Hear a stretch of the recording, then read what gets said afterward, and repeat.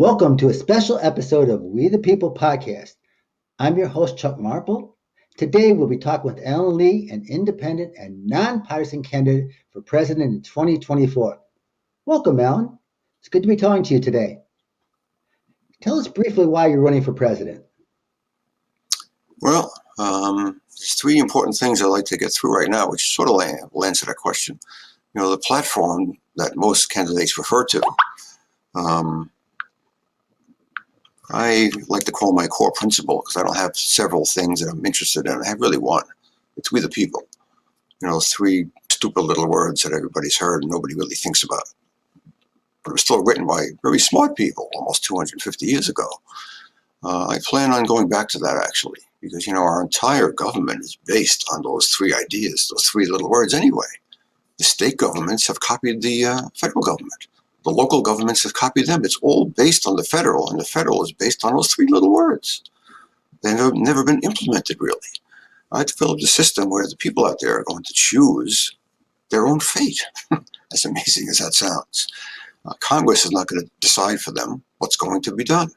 The senators aren't going to decide. The representatives in the House are not going to decide. The president's not going to decide, and neither am I. You know, the people out there, who knows what's better for their family than them? Nobody, including me. So in my system, they're going to pick. And right now, I'm not in a position to ask 100 million voters, roughly, what they want to do about immigration or taxes or education or infrastructure. So that's a big reason why I can't do that. I'll get into a little bit more in a minute. I know you're itching to ask me some more. So. Well, you know, you bring up We the People, and of course, that is my podcast, and everything I'm doing is based on We the People. So Yeah. I find that very, very important to go along with what you're saying. What action would you take on the first day? I know we've talked a little bit about climate change. Would that be one of your big priorities? It is. You know, it's a planetary problem.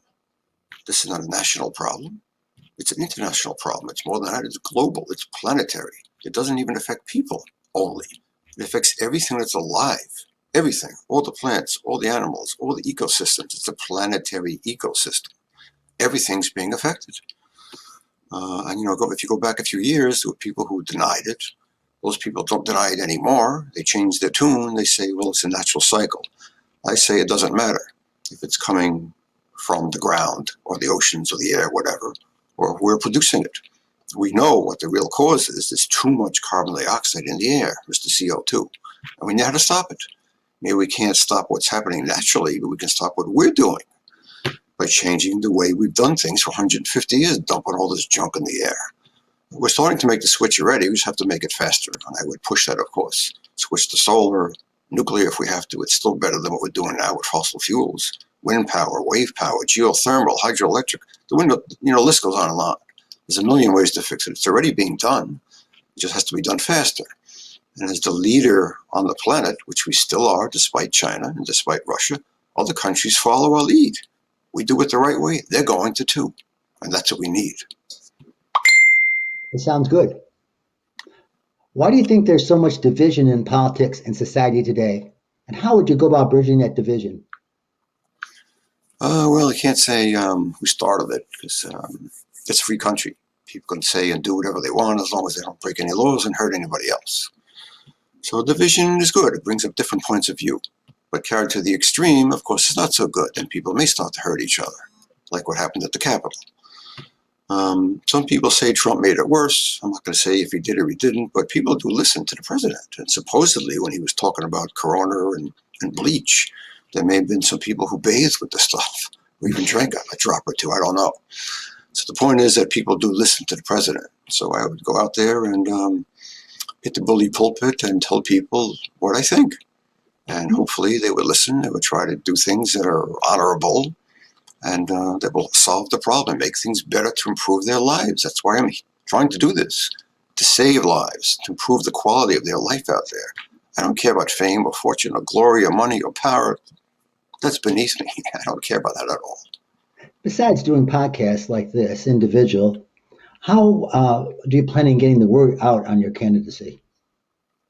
Well, I actually did try this in 2020.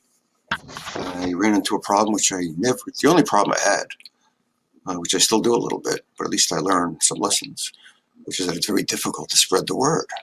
That's why I appreciate what you're doing with me right now.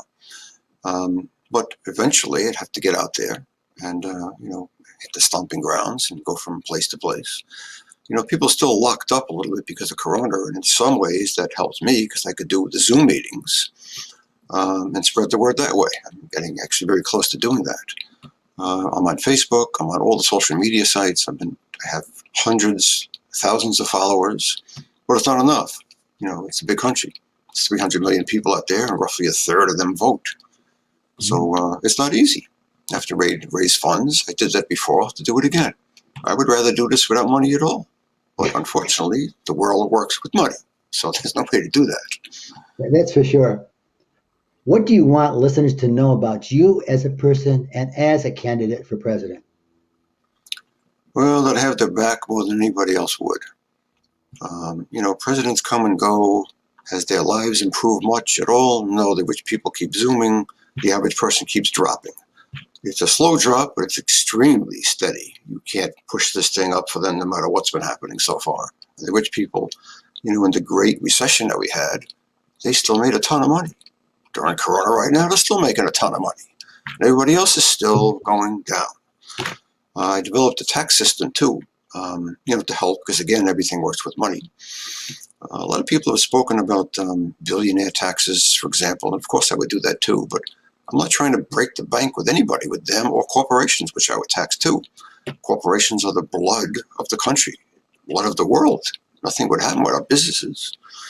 But if it's done right, a sliding scale, the middle class, lower middle class and poor people, I would not ask them to pay anymore. They can barely pay what they're paying.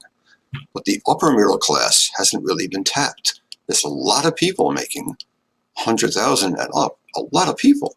If they pay just a little bit more, because I'm a numbers guy, you take a little number and multiply it times a medium number, you get a pretty big number. And if you, again, a sliding scale, the more people make, the more they pay. If you tally that up, because I went through the numbers, there's hundreds of billions of dollars that's available. Easy. And I think, the Biden administration is working on those kinds of things as with their infrastructure plan. How can listeners find out more about your candidacy? Well, one way is you could do this. Just type in those words into your search bar. I don't mean on Facebook, your regular search bar, Google or whatever. Honest, real, you don't need the parentheses, and poor guy, the number 4, and the word president. And then click on Google Sites. So it's honest, real, and poor guy, the number 4, and then the word president, and then click on Google Sites. Take you right to my site. There's tons of stuff there, tons of details, tons. Podcasts, hopefully this one soon too. Videos I made, etc. It's all on there. And again, the purpose is to help the people out there. I don't care about anything else. That's why I'm doing this. That is the reason. That is the only reason. And because I'm not a politician, I have no ties. I don't owe anybody anything, and it's going to stay that way. And they don't owe me anything, and it's going to stay that way. I'm working for the people out there. That's it. That's the president's job. That's why he's there. He's supposed to help people. Nothing else matters. Nothing. That's why he's there. And Congress as well. It gets you back to we the people. Any final thoughts? Sorry? Any final thoughts today? Well, again, it's on my website, but I developed a system where the people out there are going to decide their fate. And if I can get this thing to work, it requires no bureaucracy, no change in laws, no constitutional amendment. It can all be run by my staff in the White House, easily. Again, the details are listed on my website. It's 10 steps long. The 10th step is not listed for a reason. I'm holding that as a reserve in case the others don't work, and I know they won't, but I want to do things procedurally and right and properly. If it doesn't work, I break out the big gun. Number 10 will work, and there's always people that oppose what somebody else is trying to do. So I don't want them to know what my number 10 step is. It's something that has been done before by the people out there again, but I'm going to push it and I'm going to help them. What I can say is, getting back to what I said before, where me is not, I wouldn't decide what the people are, what they're going to do. I'm talking about Congress too. This would apply to everybody. All higher level elected officials would be under this plan. All of my staff, Well, the cabinet members, both houses of Congress. And what it really comes down to, if they don't do their job and do what the people out there tell them to do, they will be fired by those people.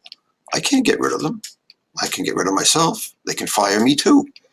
And I would even resign if I did something stupid, because I have morals, I have principles, I have your back.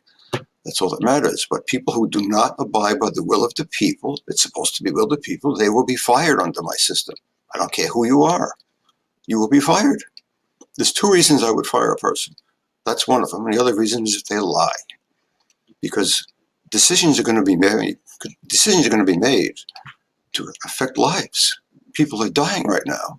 They're also accumulating hundreds of billions of dollars that are going to be applied towards whatever. If I'm not told accurate information, I'm lied to, what's going to happen to the $500 million or $3 billion or $59 billion? It's going to go down the tube because this idiot lied to me? I will not accept liars in any shape, manner, or form. So those people will be fired immediately. And again, if they don't abide by the will of the people, that's the second reason they will be fired.